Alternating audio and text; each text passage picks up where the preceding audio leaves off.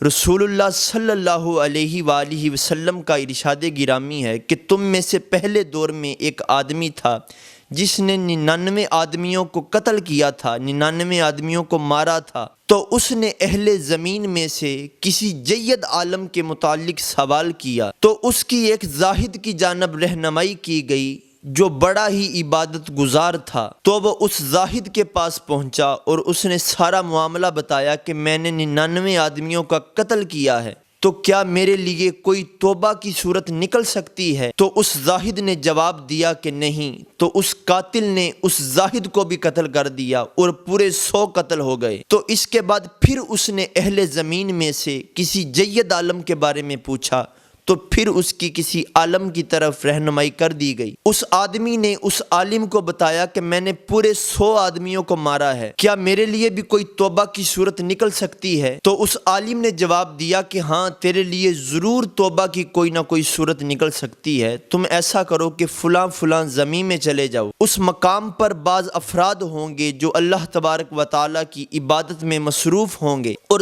تم بھی وہاں جا کر ان عبادت گزاروں کے ساتھ، ان اچھے لوگوں کے ساتھ مل کر عبادت کرنا اور اپنی زمین کی طرف نہ پلٹنا، کیونکہ وہ بہت بری زمین ہے۔ تو وہ آدمی جس نے 100 لوگوں کو قتل کیا تھا وہاں سے چلا، ابھی آدھے راستے تک پہنچا تھا کہ اس کی وفات ہو گئی۔ تو اس شخص کے متعلق رحمت کے فرشتوں اور عذاب کے فرشتوں کے درمیان جھگڑا ہو گیا۔ رحمت کے فرشتوں نے کہا یہ تائب ہو کر توبہ کر کے اللہ عز و جل کے راستے پر دلی طور پر جا رہا تھا۔ تو عذاب کے فرشتوں نے کہا کہ اس نے تو کسی وقت بھی کوئی نیکی نہیں کی۔ ابھی یہ جھگڑا ہو ہی رہا تھا کہ ایک فرشتہ آدمی کی صورت میں ان کے پاس آیا۔ تو ان فرشتوں نے یہ فیصلہ کیا کہ ہم اس آدمی سے اپنا فیصلہ کرواتے ہیں، اس کو اپنا منصف بنا لیتے ہیں، اور جو بھی فیصلہ یہ آدمی کرے گا ہم اس کو قبول کر لیں گے۔ تو اس فرشتے نے جو آدمی کی صورت میں آیا تھا اس نے کہا تم ایسا کرو کہ دونوں جانب کی زمین ماپ لو، اور جس زمین کے یہ زیادہ قریب ہوگا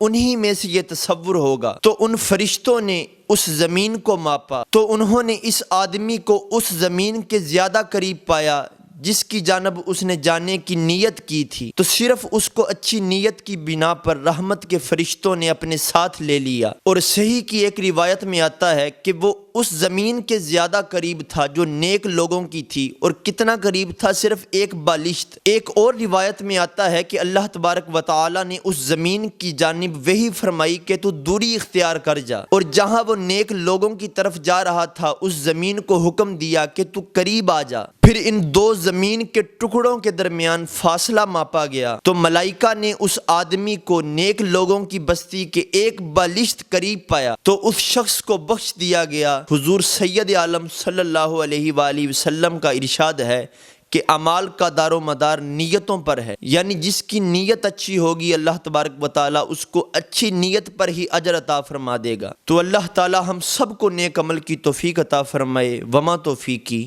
الا باللہ۔